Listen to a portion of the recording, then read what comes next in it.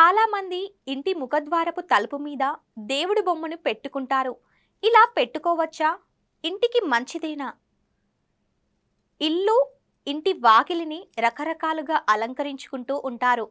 ఆకర్షణీయంగా, మంగళకరంగా ఉండాలని ఆరాటపడుతూ ఉంటారు. అందుకే గడపలకు అందమైన ముగ్గులు వేస్తారు.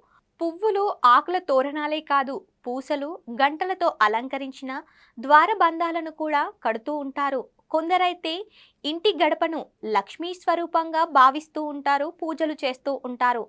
ముఖద్వారపు తలుపుల మీద దేవుడి ఫోటోలు సైతం అలంకరణగా పెడుతూ ఉంటారు.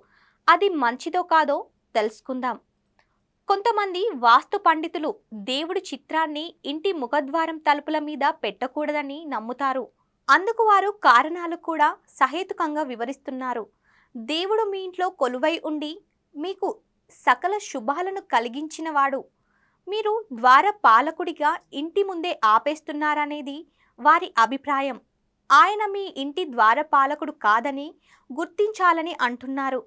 కొన్ని విషయాలు పాటిస్తూ కొన్ని దేవతా స్వరూపాలను ముఖద్వార తలుపులకు అలంకరించుకోవడం తప్పులేదని మరికొంతమంది వాస్తు నిపుణులు సూచిస్తున్నారు. ఇలా పెట్టుకోవాలని అనుకుంటే పాటించాల్సిన నియమాలు కూడా వారు సూచిస్తున్నారు. అవేంటో ఇప్పుడు తెలుసుకుందాం. ఇంటి ముఖద్వారపు తలుపు మీద గణపతి, హనుమంతుడు లేదా లక్ష్మీ స్వరూపాలను అలంకరించుకోవచ్చు.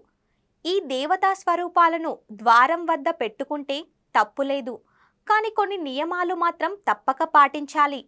దేవుడి ఫోటో పెద్దదిగా ఉండాలి. ఆ ఫోటో ఖచ్చితంగా గాజు ఫ్రేమ్లో పెట్టి బిగించాలి. ముఖద్వారం వద్ద ఎల్లప్పుడూ వెలుతురుగా ఉండాలి. అన్ని సమయాల్లో అక్కడ దీపం లేదా లైట్ వెలిగించాలి. మీరు ఇంట్లో ఉన్నా లేకపోయినా ఆ స్థలంలో చీకటి ఉండకూడదు.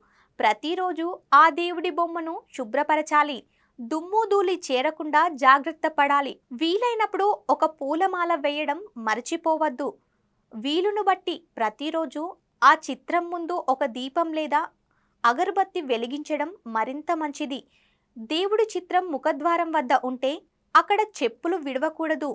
అంతేకాదు, దానికి దగ్గరలో చెప్పులు భద్రపరచకూడదు. ఇంటి ముఖద్వారం ఉన్న దిక్కును అనుసరించి అక్కడ దేవుడి చిత్రం పెట్టుకోవాలా వద్ద పండితుల సలహా తీసుకోవడం కూడా అవసరం.